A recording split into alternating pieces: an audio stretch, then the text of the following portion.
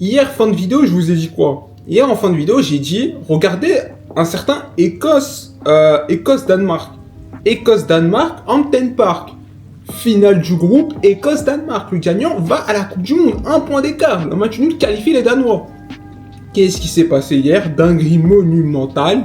Une dinguerie. L'Écosse gagne 4-2 dans un stade, mon gars. Le stade, il est en pétard. Il est en pétard complet. Les Danois, ils choquent. Mais ils choquent d'une manière le mois de mars. En fait, c'est quoi? C'est le match qui commence.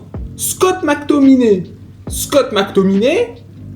Bicyclette déjà. Première action, bicyclette. Là, tu pètes ton crâne. Tu dis, wesh, ça commence. On se dit bonjour, on se serre les mains. Les hymnes sont à peine finis. Il me fait une bicyclette. Il met une bicyclette. Les Danois égalisent 1-1. Donc là, t'es en train de te dire, ça sent un peu le choke écossais. Moi, je me suis dit ça, en vrai, je me suis dit, l'Écosse va choke. Hein. L'Écosse va choke sa place. En fait, faut savoir que la première mi-temps, j'ai dormi. J'étais pas là, j'étais dans les vapes. J'en ai profité pour dormir 1 heure. J'ai raté la première mi-temps de tous les matchs. C'était absolument catastrophique. Deuxième mi-temps, tac, l'Écosse marque. L'Écosse marque, Ferguson, je crois. Ferguson, corner, vas-y, déviation, vas-y, il marque. 2-1 Écosse. Dinguerie. Je me dis, oh, non, ils vont le faire. Les Danois, ils sont à 10. Hein. Je sais pas s'ils sont à 10 à ce moment-là. Mais t'as Rasmus Christiansen qui trouve pas une meilleure idée que de prendre un carton rouge. Dans un match pareil, tu prends un rouge. Bon, soit. Je me dis, non, les Écossais, ils peuvent pas choke. Ils peuvent pas, c'est pas possible en vrai. C'est pas possible, ils peuvent pas le choke. Si. Si les Écossais trouvent pas mieux, ou ils trouvent quoi? Ils trouvent quoi comme idée?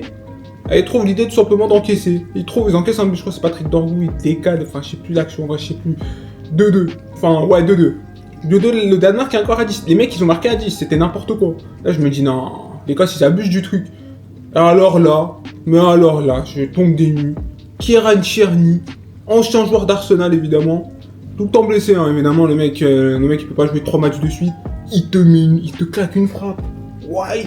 80, je crois 80, 90e, 91e, il claque une frappe mon gars. Mais une frappe, c'est un ballon mal dégagé hein.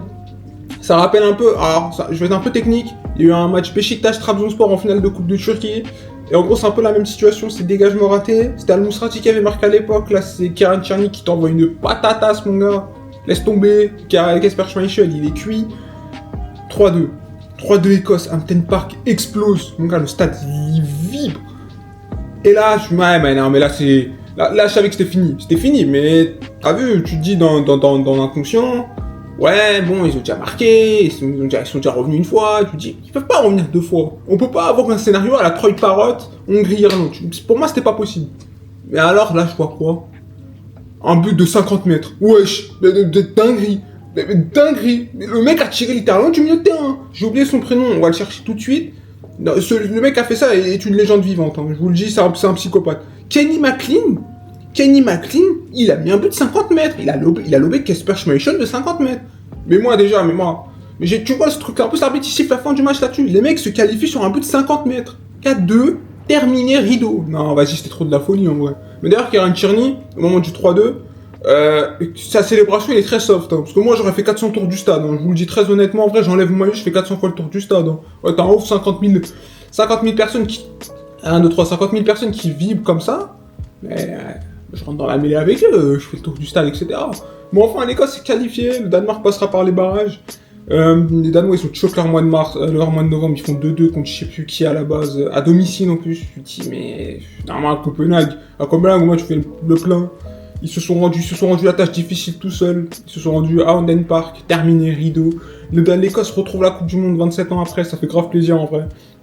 Ça fait grave plaisir que ce soit pour l'atmosphère, pour les joueurs écossais même, les John McGinn, toute la clique là, ça fait vraiment plaisir, les Andy Robertson, etc.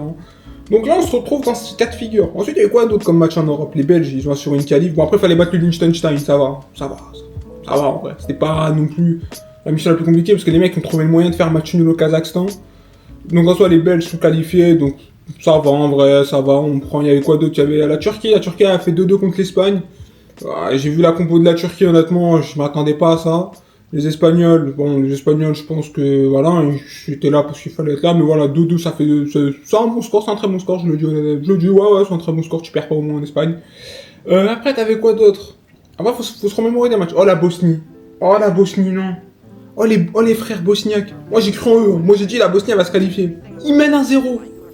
Je dis oh, ils mènent 1-0, ils vont faire exploit dingue. Après 2014, ils vont revenir à un mondial. Et là tu trouves le moyen de prendre un but de. Franchement je vous le dis, c'est grossier, mais c'est un but de merde. Vraiment le but de merde. Oh non. Franchement je me suis regardé, j'ai dit non. Non, pas maintenant gros, pas un peu comme ça. En fait c'est un but, en gros c'est une barre. Et le gardien, en fait le gardien je pense, il panique. Il remet la balle comme ça de la main. En gros, il remet. En fait, il est couché. Hein. Il peut pas la prendre comme ça. Du coup, il a essayé de la dégager entre guillemets la jetant. Il la dégage sur. Oh putain, il s'appelle comment lui? Bon, il la dégage sur un attaquant autrichien. L'attaquant autrichien, il venait de rentrer en plus. C'est ça il venait de rentrer. Il claque 1-1. L'Autriche après. Barbelé, terminé mon gars, c'est terminé. Tu te qualifieras pas. Il faudra passer par les barrages. J'espère que la Bosnie ira au mondial. Parce que j'aime beaucoup la Bosnie de base, mais j'espère que ils iront au mondial. Mais ça fait chier, parce qu'honnêtement, quand tu vois le scénar, tu te dis purée, encore, mais c'est vraiment des buts de merde. En fait, c'est ça qui est terrible. C'est pour ça que les Bosniens, ils peuvent être, les frères bosniaques, ils peuvent être énervés en vrai. Ils peuvent être énervés parce que c'est un but de merde, vraiment. Bon, en tout cas, voilà. Donc après, on a eu quoi d'autre dans la zone Europe?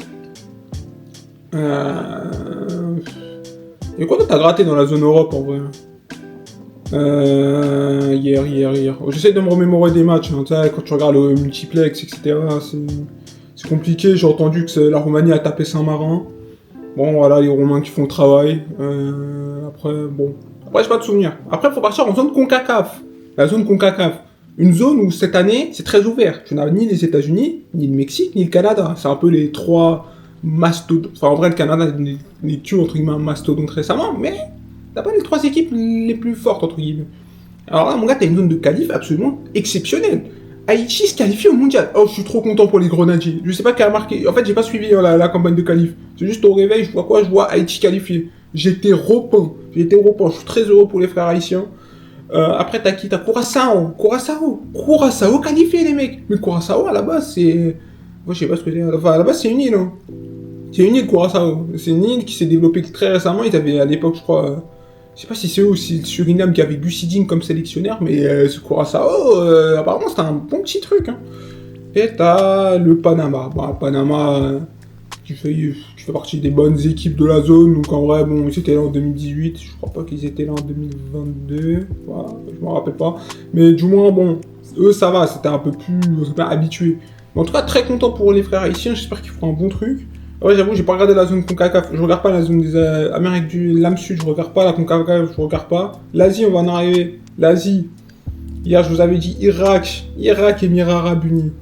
Le match, je crois, il était en Irak. Je crois, il était à Bassora, je crois. Attendez. Le match, il est à Bassora en Irak. Si ça se dit comme ça, hein. Attendez, c'est juste pour pas que je dise n'importe quoi. Le match, il est là-bas. Match de fou, stade plein. Et là, c'est les Émirats Arabes Unis qui ouvrent le score. Les Émirats Arabes Unis, ils ouvrent le score. Tu te dis, bon, ça sent encore mauvais cette histoire. Non, c'était à Basra, pardon. Le match, il était à Basra, dans un stade plein à craquer. L'Irak entre guillemets, égalise. Entre guillemets, non, l'Irak égalise complet. L'Irak égalise. Alors là, les gars, scénar de fou. Scénar, mon gars, t'as jamais vu ça. Main 90. On est à la 100e minute. On était à la 100e minute, il y a une main.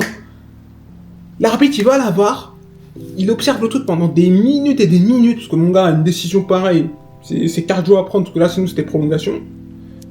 Il donne le penalty à l'Irak. Irak 96e ou 97e, penalty, but. Les mecs sont qualifiés en barrage. Mais il y avait une ambiance exceptionnelle, l'ambiance, elle était vraiment folle. 2-1, l'Irak qualifié. Alors franchement, j'étais trop repeint aussi, la vérité, j'étais trop repeint. L'Irak qui ira dans ce fameux barrage intercontinental, je crois, il y aura combien de tickets distribués? Je crois qu'il y en aura 2 ou 3. Il y a la RDC, il y a eux, il y a la Jamaïque, le Suriname. Par contre, t'auras un pôle assez sympa. Donc en vrai, le tirage au sort, je crois, il va être fait en fin novembre, début décembre. Mais en tout cas, est incroyable. Franchement, ce mois de qualifiers, en vrai, il était dingue. En vrai, il était vraiment pas mal. J'aime pas les qualifiers forcément à la base, parce que je trouve ça long généralement, et je trouve ça un peu chiant. J'avoue que quand tu vois les émotions que ça suscite à la fin, entre l'Irlande, Haïti, parce que j'ai vu les images des frères haïtiens qui célèbrent tout, c'est dingue, même les Caps, les frères capverdiens, Y a qui d'autre? Y a qui d'autre ça suscite des images? Bah l'Écosse du coup, bah ouais, typiquement c'est des trucs comme ça en fait, ça suscite une émotion de dingue. Et c'est vrai que cette partie-là, elle est vraiment pas mal. Quand tout le monde se réunit, quand tout un peuple se réunit, c'est vraiment ça en fait. Les qualifiers. Ouh là là, j'ai fait faire tomber la cam, c'est absolument dingue. Mais en vrai ça s'arrête à là, hein, parce que bon, j'avoue qu'en vrai, bon, quand c'est les premiers matchs, en vrai j'avoue on s'emmerde un peu. Mais bon voilà. En tout cas, félicitations à tous les pays qualifiés, force à tous ceux qui sont barragistes. Et force aussi à tous ceux qui sont éliminés, hein, vous regarderez le mondial en supportant un autre pays. Bon, en tout cas, voilà, j'espère que vous avez kiffé et kiffé encore les mecs, hein, allez, on s'attrape, nous.